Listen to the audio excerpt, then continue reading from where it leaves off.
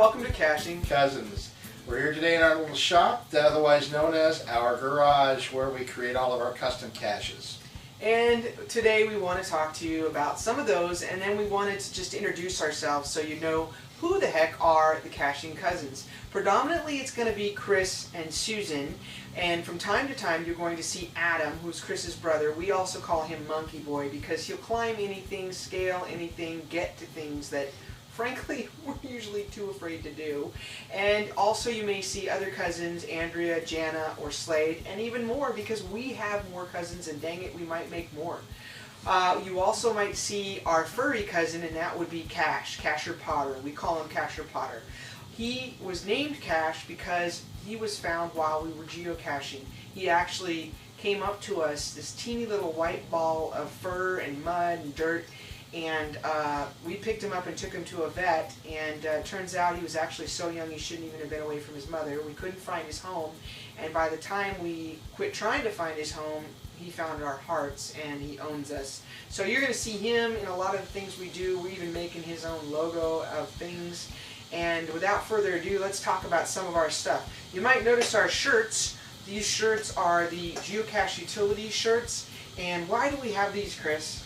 Well, you're out there in the field and you're trying to get to that cache, but there's just too many muggles around. Whereas that one muggle who's just about 2 feet away from ground zero, and you can't get in close enough. So the idea is to make you look like you belong there. So if you look close enough, and we'll show you the detail right now, it looks like a municipal logo. It says Geocaching Utility Commission at the top. Right there at the bottom, in Latin of course, it says hide and seek. And, you know, which is exactly what we're doing. So the idea of this is that you blend in.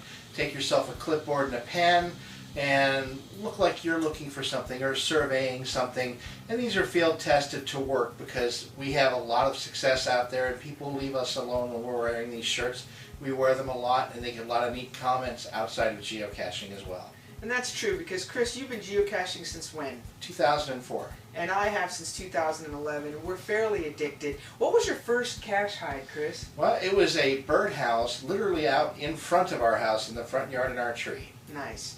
And since then, we have many hides together and over 1,000 finds together. So we really do love this sport or hobby, depending on your opinion. And that's really what Caching Cousins was born of. We're trying to bring to you some of the best cache hides we've found, and even some that we've invented ourselves.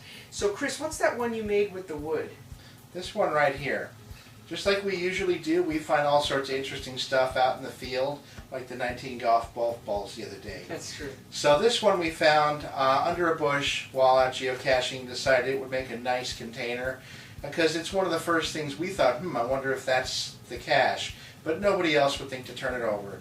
It's obviously used to be a pole. It's been sliced in half. So we decided we'd hollow out the bottom.